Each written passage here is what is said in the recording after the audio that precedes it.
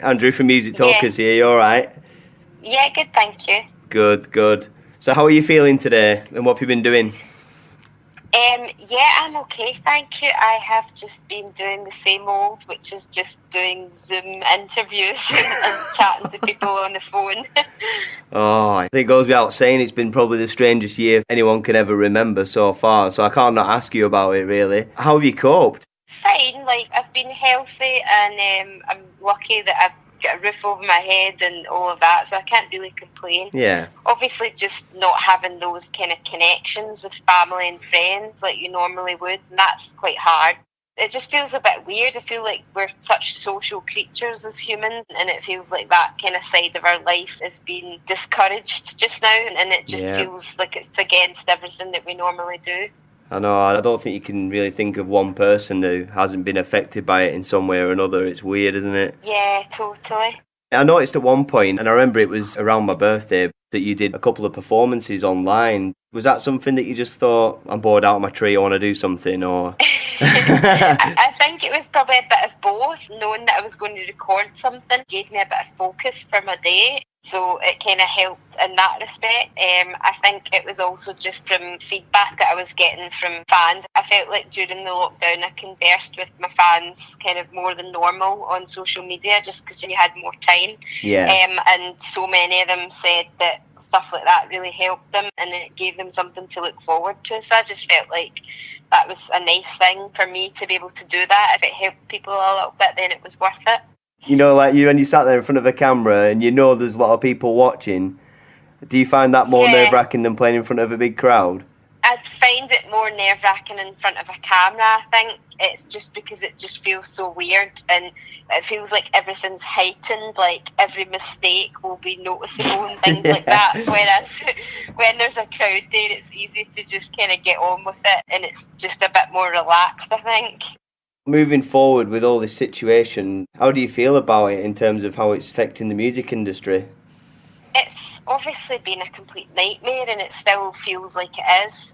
For me, my band and crew are some of my closest friends and they feel like family because we've spent so much time together. And so many of my crew have taken up jobs like doing home deliveries and stuff like that because they've just kind of been forgotten. And that side of it really irks me, like when you hear language like unviable jobs and things like that. And the only reason they're unviable is because everything's closed. And it's ridiculous to say that we won't need music, and it's fair enough, like given the venues support, the venues obviously need support as well, but what is a venue if it's got nobody to work in it and perform in it? Like I know. the people that actually use the venues and the people that work behind the scenes and make sure that the shows happen are the ones that have been totally forgotten.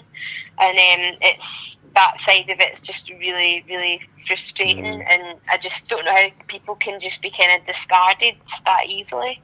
I know, I'd be lying if I said I'm not really scared about how things are going to go, to be honest. It's just, you know, everyone loves watching live music and it's just not happening at the moment, is it? It's just weird, so... Yeah.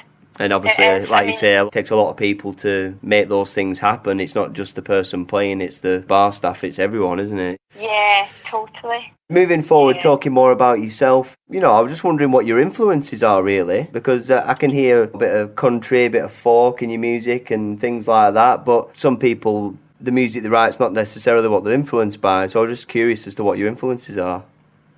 Yeah, I mean, I don't listen to country music or folk music, so I don't sound like the stuff that I'm listening to then. I've got a pure eclectic taste, like I enjoy everything and anything. I think in terms of artists that I really look up to, people like Bruce Springsteen, I absolutely love. And when I started out, I was listening to all the indie rock. I was kind of a teenager in the good old days when there was a new band out every week that was flying. That's kind of what inspired me to get into music at the beginning. I think in terms of the music I make, I think you're right in that I might be inspired by a different type of music and sound nothing like that, and I think that's totally fine. I like catchy songs, and I think that's what I always try and do. I like things that kind of grab a hold of my attention, and I like kind of upbeat music, kind of 4 to the floor stuff that you really kind of want to tap your feet to, and that's what I've kind of focused on with my own music. Is there anyone you'd like to collaborate with? I mean, I'm very shy, so in terms of what I do musically, so I would never be going, oh, I'd love to work with you, or whoever it may be. I think I would always be very open if somebody kind of suggested anything, but I would never be kind of going out there and kind of seeking it, because I would just be probably scared of the rejection. Yeah, rejection's a funny old thing, isn't it? Yeah. From so far in your career, obviously you've got a very well established and got a lot of fans. Have you got a standout gig or performance from that career so far? I feel very lucky that I've been able to play in so many kind of great cities and countries. I've had some great moments. Sometimes it's hard to remember them because when you're constantly travelling, like you're doing about 5 gigs in a week, and after a while you kind of forget certain points. I think one that I absolutely loved was playing at Tea in the Park in the King Tut's tent back in 2012. Yes. I'd never played in the King Tut's tent before. I don't think I'd even been in it, and it was just amazing. I couldn't believe there was that many people in there. It just felt like quite a special night. It was just great, and I absolutely loved every second of it. So that's one that I'll probably always remember. Tea in the Park, eh? I know. Where's it gone?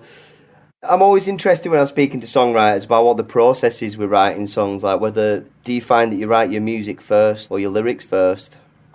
It just depends. I mean, if I am writing on my own, I'll just kind of come up with a little idea on the guitar and then go for the lyrics. With most of the songs on this record, I was writing with bandmates, and then some of them had kind of came up with a musical idea first, and I would put the lyrics and melody on top of that. Or with another bandmate, we were just kind of sitting jamming, and out came a song. So it really does vary. It kind of depends, either or. Yeah, well, that's what I was going on to next, talking about your new album, The Human Demand. You've obviously already released The Hudson. Was it with Ken Bruce, actually, back in September? That was premiered Ken on? Bruce, he had the first play of it back then, yeah. Oh, he's a top man, isn't he? I actually heard it at the time, coincidentally, and I really like it, and I'm looking forward to hearing the new album. How many songs will be on it? There's 10 tracks on the record. It's absolutely one of my favourites that I've done. It just feels so exciting.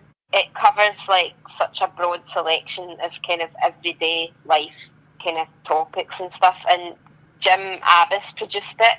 I had known of him when I was young, obviously from his work with like Arctic Monkeys and Zaben and things like that. So for me, it was incredibly exciting to have him producing it, and I think we were a good team, and we got on really well from the get-go.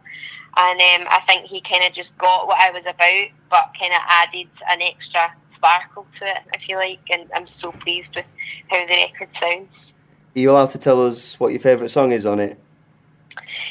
It's difficult because it actually changes on a daily basis. There is no weak link on this album. It's all kind of up there. I think probably right now a track called We Could Be So Much More. It's very kind of big, bold, a little bit rocky, and it just kind of grabs me every time I hear it. It's just a real kind of catchy, instant song for me. I look forward to hearing it. I'll get off in a minute. I know you've probably got a lot going on today, and you seem to have a lot of fans out there, and at Music Talkers, we like to give artists a voice and a platform to say whatever you want to say to your fans. So therefore, is there anything in particular you'd like to say to your fans right now? I think I'd probably just like to say thank you. I mean, I've kind of been around in music industry terms for a long time now, having brought my first album out back in 2007, and just having that feeling where people have stuck by me that whole time, it's very humbling, and I feel very grateful. I know that the industry can be pretty fickle, and it's always about the next big thing. So the fact that I'm kind of still here because I've had that support throughout the years is not something that I'll ever forget, and I'm very grateful for it. I look forward to hearing the new album, and it's been really nice talking to you, and thanks for having a word with us. No problem at all. And good luck on the tour next year. Thanks very much. Cheers, Amy. Thank you very much. Thanks. Bye. Thanks. Bye.